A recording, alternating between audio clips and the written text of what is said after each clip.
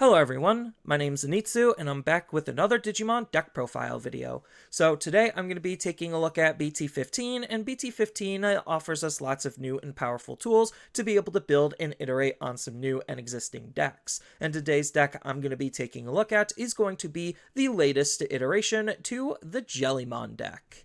So one thing to note with the Jellymon deck is the fact that all of the LM cards are found inside of BT15, so if you're wondering where those LM cards are hiding, well, there you go. But as far as what Jellymon is actually doing as a deck, I think it's one of the more enjoyable blue decks because it kind of does everything that blue wants to do. So it's drawing lots of cards, lining up multiple different attacks, allowing us to be able to strip the opponent's Digimon of their resources and to be able to bounce Digimon back into the opponent's hand, as well as having the unique ability where we're going to be discarding cards from our hand in order to trigger some of our various abilities, whether it's utilizing our trash as a resource or just that initial discard. Then, as far as the weaknesses for the deck, outside of just the fact that it's, well, a stack-based deck, which just comes with its own natural inconsistencies, finding the right level at the right time, but it also suffers just from a lot of other classic blue issues,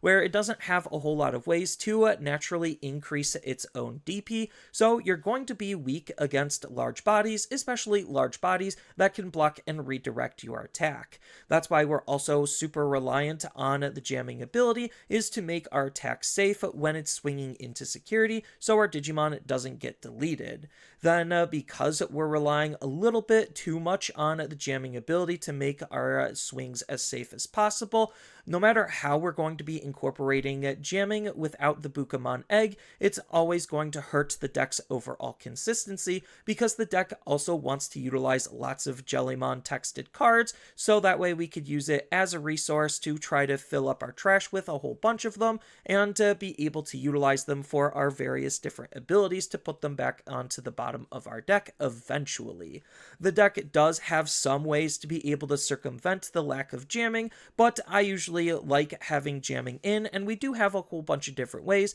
to be able to incorporate it, even if it is a minor consistency hit. But with all that said and done, starting off with the Digitamers, I am going to be running that Bukamon egg just because having that free jamming is still really nice and wanted. But when it comes to the main Digitama, I'm just going to be running 4 copies of Wanyamon just because the deck does still want to draw and cycle through the deck as quickly as it can, and Wanyamon is still one of the best eggs to help us draw extra cards. Then when it comes to the level 3s, I am going to be running jamming as a level 3. We do have the possibility of running jamming as a level 4 or even a tamer. It's just I like it on the level 3 because we could do different things with that level 3, even though it does kind of hurt our Jellymon count. So we could make some of our level 4s or even level 5s a little bit more aggressive if they naturally don't have the ability to protect themselves. So that's why I'm going to be running 4 copies of the BT15 Betamon. Not necessarily because of his on-play ability, that's going to be completely irrelevant for how the deck plays, it's all for that inheritable ability to have jamming. Then when it comes to the other rookies, I'm going to be running 4 copies of the RB1 Jellymon. So this is going to be the deck's dedicated searcher looking for our other Jellymon based cards and our main tamer, as well as having a really decent inheritable ability that allows us to try to keep tempo, especially against some of the other top decks in the game, where we get to gain a memory when one of our effects forces us to discard cards from our hand, which is what we want to do to try to set up our Jellymons into the trash. Then I'm also going to be running 4 copies of the brand new LM Jellymon. So this is just a really decent draw engine to make sure that our hand size is going to be as healthy as it possibly can be, because we're going to be trying to discard lots of cards to fill up our trash with our Jellymons. So at the start of our main phase, if we have 7 or fewer cards in our hand, then we get to draw 1, and that also is in its inheritable ability, except it's attached to a when attacking, not limited to once per turn. Then when it comes to the level 4s, I'm going to be running 4 copies of Tesla Jellymon from BT15 or the LM set. So her when attacking ability is basically giving her pseudo jamming, where we get to discard a blue card from our hand so that this Digimon can't be deleted by battle for the turn, which is pretty helpful at being aggressive and trying to fill up our trash, while also allowing us to potentially draw cards at the same time depending on our inheritable abilities. And then the inheritable ability is the exact same as that LM Jellymon for even more potential card draw. Then I'm going to be running 3 copies of the RB1 Tesla Jellymon. So this is going to be the card that's initially setting up our main tamer if we don't already have one on the field, which is really nice to be able to have that free setup. Then she also comes with the same inheritable ability that we just saw with the RB1 Jellymon, allowing us to have even more ways to try to be as tempo efficient as we can. And then the last champion of the deck can kind of just be whatever you want it to be. I do recommend utilizing a Tesla Jellymon because we do care about the Jellymon name, on top of the fact that we do have lots of different Tesla Jellymons that we could play around with depending on your overall approach to the deck. I'm going to be utilizing 3 copies of the BT15 Tesla Jellymon because her when attacking ability native to her, which if we give jamming is making it a really safe attack, to allow us to just have an extra way to draw cards and be aggressive with a level 4. And the inheritable ability is also again not limited to once per turn, but helps control the opponent's Digimon a little bit by allowing us to trash the bottom Digivolution source off of one of their Digimon, which the deck kind of still wants to trash the opponent's inheritable sources for some extra benefits. And speaking of those benefits, we're going to start seeing them in the level 5 slot, so I'm going to be running 2 copies of Zudomon Ace because, well, this card is just so good that there's no real reason not to use it. We could start attacking with our Jellymons, ideally with jamming or that protection, leave them vulnerable to try to bait the opponent into attacking them, so we could Ace and to utilize the Counter Blast Digivolution ability to get a free evolution from our hand on the opponent's turn to try to further disrupt them. Then he has the ability, whether we're hard playing him or digivolving up into him, to trash any 2 Digivolution sources off of the opponent's Digimon and then return one of the opponent's Digimon with no Digivolution sources back to their hand, further incentivizing us for actually attacking the opponent's inheritables. Then when it comes to the other level 5s, I am just going to be sticking more in Archetype, running 2 copies of the LM Tethysmon. So this has a nice on-play and when Digivolution ability where we get to trash 2 blue cards from our hand to unsuspend one of our Digimon and one of our Tamers. And then on top of that, this Digimon gains the blocker ability until the end of the opponent's turn, so we actually do have some potential defensive plays.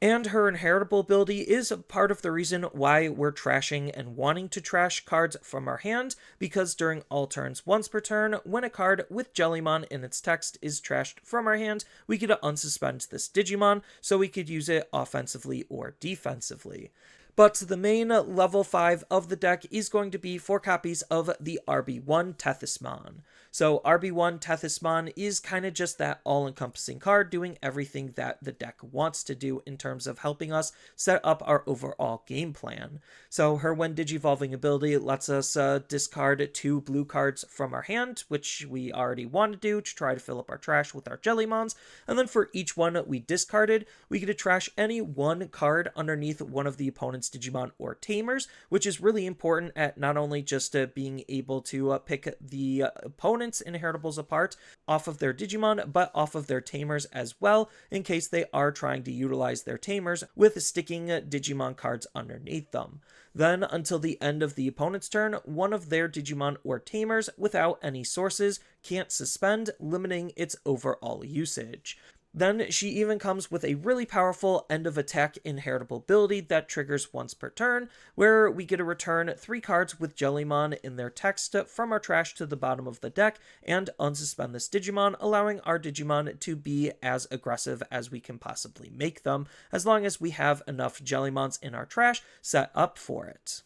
Which leads us into the level 6s. So when it comes to the level 6s, I am just going to be running in Archetype because there's little reason for me not to. So I'm going to be running 2 copies of the Amphimon Ace from the LM set. So this, like all other Ace Digimon, comes with the hand to counter Blast Digivolution ability to try to be disruptive on the opponent's turn, getting that free evolution. But whether we're hard playing her or digivolving into her, we still get this really powerful ability where we get to trash up to 4 blue cards from our hand, and for each one trashed, we get to trash a card underneath one of the opponent's Digimon or Tamers, which again just further incentivizes us for stripping the opponent's sources while filling up our trash at the same time. But the bonus for utilizing her when we use this effect is we get to then return one of the opponent's Digimon or Tamers without any sources underneath them back into their hand.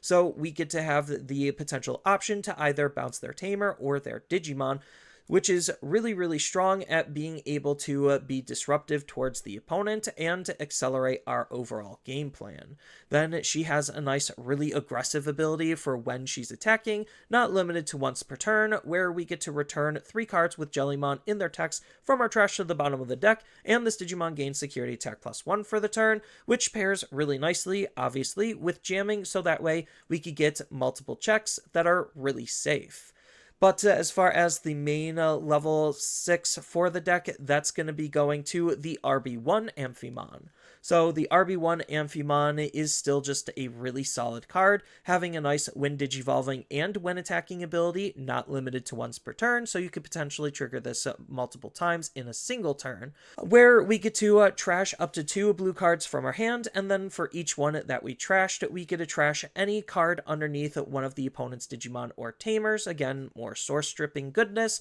and then we get to return one of the opponent's Digimon with no Digivolution sources back to the bottom of the deck. But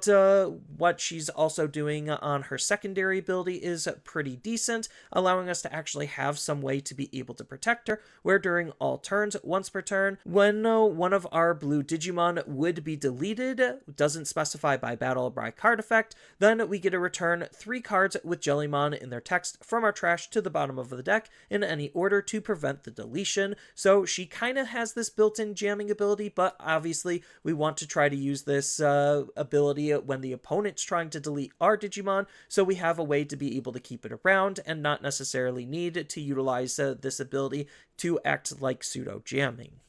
Then when it comes to the level 7, I'm just going to keep it simple and just run 1 copy of BT5 Omnimon because, well, this is just one of the best game finishers that Blue has access to, thanks to the when digivolving ability of Blitz and when digivolving ability to unsuspend this Digimon to get that extra attack. And then when it comes to the Tamers, I'm just going to be running an all Kyoshiro lineup. So I'm going to be running 2 copies of the BT9 Kyoshiro, just because he's the deck's dedicated memory fixing Tamer, he's a Kyoshiro by name, and he's helping with some overall card draw, whether it's our Jellymon named cards attacking or anything that's level 5 or higher. As long as we have 7 or fewer cards in our hand, we get to suspend him to get that card draw, which obviously if we're going to be discarding a lot, especially on our higher stages, we want to try to fill up our hand as much as we possibly can.